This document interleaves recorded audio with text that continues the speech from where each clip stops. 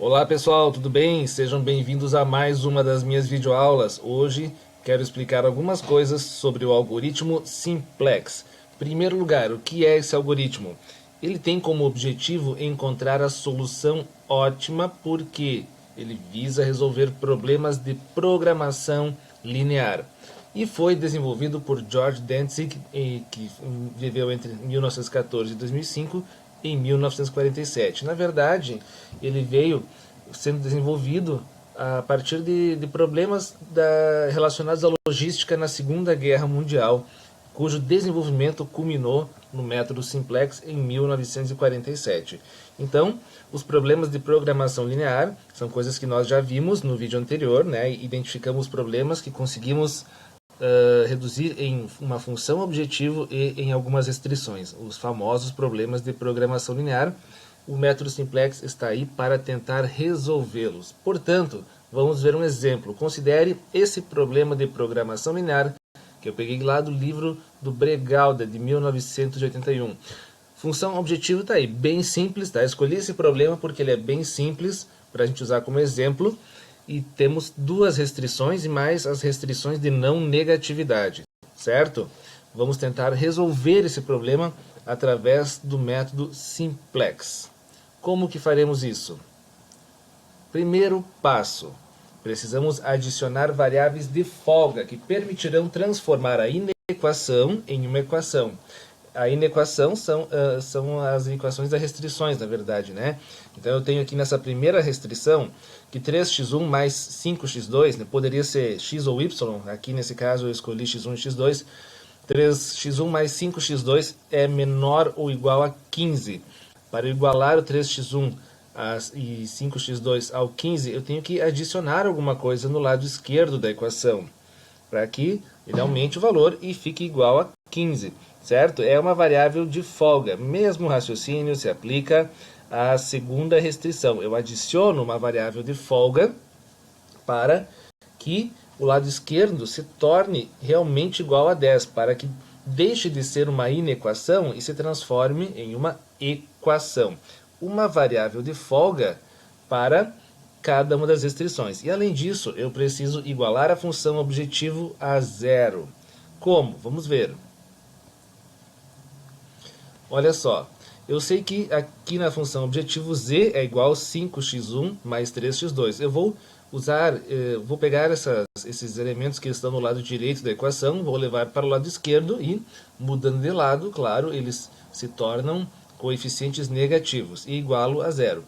As variáveis de folga são variáveis que eu adiciono, como já mencionei anteriormente, e eu adiciono uma para cada restrição. Então a variável de folga f1 para a restrição 1 e a variável de folga f2 para a restrição 2, certo? Tem que ser duas variáveis de folga diferentes, não posso colocar a mesma para duas restrições. E se houver mais restrições, logicamente haverá mais variáveis de folga, certo?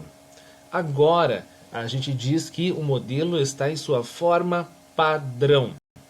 Segundo passo é usar essas informações para montar o Tableau Simplex, que nada mais é do que uma tabela com os coeficientes que nós identificamos aqui, da função objetivo e das restrições. Então esse é o modelo da tabela que nós vamos utilizar, variável base aqui nessa primeira coluna, uma linha para cada variável, né? E inclusive para as variáveis de folga, certo? E o RHS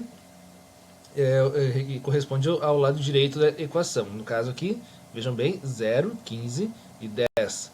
Right side. Coloco esses coeficientes aqui. Certo, está montado o Tableau Simplex. Finalmente agora vou começar efetivamente a aplicar o algoritmo Simplex. Terceiro passo então, vou identificar a coluna que entra. Quem é essa coluna? É a coluna correspondente ao maior valor negativo da função objetivo, que nesse caso é menos 5, certo? Eu falei maior valor negativo porque se for valores positivos nós não consideramos, né? Eu chamo então de coluna pivô. Escolhi essa coluna porque no caso aqui menos 5 é o maior valor negativo entre a função objetivo, certo? E agora, Bom, a partir disso, eu vou calcular o coeficiente entre os valores da coluna RHS e os da coluna pivô, exceto para a linha da função objetivo, ou seja, vou dividir aqui 15 por 3 e 10 por 3. O primeiro resultado é 5 e o segundo resultado é 3,33. São esses dois aqui divididos por esses dois aqui. Se o meu objetivo é identificar o menor, né, então eu escolho a linha de baixo, porque a linha que obtiver o menor coeficiente é a linha que sai. Então, na verdade, nós vamos colocar a coluna de x1 no lugar dessa linha, certo? Temos agora a nossa coluna pivô, nossa linha pivô, e temos o elemento pivô, que é esse elemento que fica na intersecção da coluna com a linha pivô. No nosso caso aqui, 3, certo? 3 é o elemento pivô. Agora, já identificamos o elemento pivô. Vamos calcular a nova linha pivô. Como eu já falei para vocês, o elemento pivô é o que fica na intersecção entre a linha e a coluna pivô. 3. A nova linha pivô é calculada dividindo-se a linha pivô pelo elemento pivô. Então, eu peguei toda essa linha aqui, eu simplesmente copiei a linha pivô lá da nossa tabela e dividi tudo por 3, que era o nosso elemento pivô. Então, fiquei com estes resultados aqui. Optei por manter em frações, para não ter que lidar com o problema dos arredondamentos. E até porque depois, se eu tiver que dividir e multiplicar frações, é mais fácil do que toda hora ter que tirar um valor cheio de dízima periódica para multiplicar por outro e assim ir gerando erros de arredondamento, né? Acho que na maioria dos casos é melhor manter em frações. Ok. O resultado dessa divisão da linha pivô pelo elemento pivô, 3, é a nossa nova linha pivô. E aí, a nova linha pivô é transferida diretamente para o novo tablô, porque vejam que eu tinha aquele tablô que eu mostrei para vocês, que nós montamos, identificamos linha, coluna e tal. Agora nós vamos, a partir daquele, montar um novo tablô. E essa nova linha pivô, que nós calculamos anteriormente, vai diretamente para o novo tablô.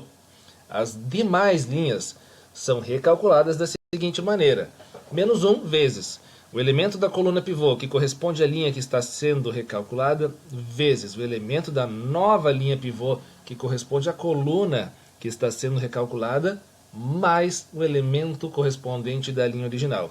É um pouco confuso, né? A gente não consegue decorar, então vamos lá fazer o cálculo. Esse é o antigo tablô, que vocês já conheciam, e agora, aqui embaixo, tenho o novo tablô. A nova linha pivô, transferida diretamente, só copiei e colei para cá. E agora, para a próxima linha, né, vou agora calcular cada um desses elementos. Vou recalculá-los para criar o meu novo tablô. No caso desse primeiro aqui, ó, primeiro elemento, seguindo aqueles passos que eu passei no slide anterior. Menos 1 vezes o elemento da linha correspondente, aqui em cima, menos 5, vezes o elemento da nova linha pivô, mais o valor desse elemento original, que no caso é menos 5. Então, fico com menos 1 vezes 5, 5 vezes 1, 5, mais o menos 5 dá 0. Então, meu elemento aqui fica 0. Tá? Fiz tudo isso apenas para calcular o primeiro elemento. Vou para o próximo agora. O próximo, eu vou simplesmente repetir o procedimento. Vou calcular, nesse caso aqui, ó, menos 1, tá? Que é o coeficiente que é da nossa fórmula, né? Vezes menos 5, que é o valor que corresponde à coluna pivô, né? Vezes o 2/3, que é o valor correspondente aqui na linha pivô, e mais o valor original desse elemento, certo? Ó, menos 5, que é o valor da coluna pivô nessa linha, e 2/3, que é o valor da linha pivô nesta coluna, mais o valor original, que é menos 3. Então, menos 1 vezes menos 5 vezes 2/3 mais o menos 3. O resultado disso é 1/3, é o novo coeficiente que eu coloco aqui, tá? Próximo passo, vamos calcular o próximo elemento. Mesma coisa, menos 1 vezes o elemento correspondente desta linha na coluna pivô, que é o menos 5, vezes o elemento correspondente a esta coluna na nova linha pivô, que é 0, mais o valor original, que é 0. Resultado vai ser 0. Repito esse mesmo procedimento para os outros itens. Vamos ver agora na linha de baixo, na linha correspondente a F1. Vejam só, menos 1, que é da nossa fórmula, vezes 3, que é o elemento correspondente a esta linha na coluna pivô, vezes 1, que é o elemento correspondente a esta coluna na nova linha pivô, mais o valor original aqui, que era 3. Resultado, 0. Certo? Próximo. Continuamos. Ó, menos 1 vezes o 3, que é o elemento correspondente a essa linha na coluna pivô, vezes 2/3, que é o elemento correspondente a esta coluna na nova linha pivô, mais o valor original, que é 5. Então, resultado disso, 3. É o meu novo elemento. E assim, nós seguimos calculando os demais passos, certo? Quando nós chegamos ao final disso, a gente não vai repetir o procedimento para a nova linha pivô. Não, a nova linha pivô já tinha sido recalculada, ela já está certinha, é essa aqui mesmo. Beleza, tá? Agora, o sétimo passo é verificar se a solução obtida é ótima. Como? Verificando se ainda há valores negativos na linha da função objetivo. Se houver, a solução não é ótima. Temos que reiniciar o processo a partir do terceiro passo. Porém, se não há realmente mais valores negativos na linha da função objetivo, então a nossa solução é ótima. Basta fazer a interpretação. Vou voltar aqui, vamos ver a linha da função objetivo. É esta daqui. Não há mais valores negativos. Portanto, a nossa solução, nesse caso aqui, é ótima. E agora, vamos interpretar. O x1 entrou aqui no lugar do f2, né? Foi a interação que a gente fez. E o resultado aqui, na coluna RHS, foi 3 1/3, ou seja, 3,33, certo? Isso significa que a solução ótima é que o x seja igual a 3,33. Observando a coluna RHS, aqui na linha da função objetivo, encontramos o valor de 16 inteiros e 2/3, que corresponde aproximadamente a 16,67. Esse é o valor máximo obtido, né? Considerando que meu problema é de maximização, eu encontrei o valor máximo de 16,67. x2 não entrou na base, ou seja, eu não precisei pegar esse x2 aqui, não precisei utilizar ele como coluna pivô e colocar no lugar de F1, etc. Não foi necessário, porque só mexendo no x1 eu já encontrei o valor ótimo, tá? Então, se for, por exemplo, uma questão de maximização de lucro, né? O lucro máximo é de 16,67. E se for um problema de definir a quantidade a ser produzida, então eu alcanço esse lucro máximo produzindo a quantidade de x1 igual a 3,33 e x2 igual a 0, certo? Isso basicamente é o algoritmo simplex. Muito obrigado pela atenção de vocês e até a próxima!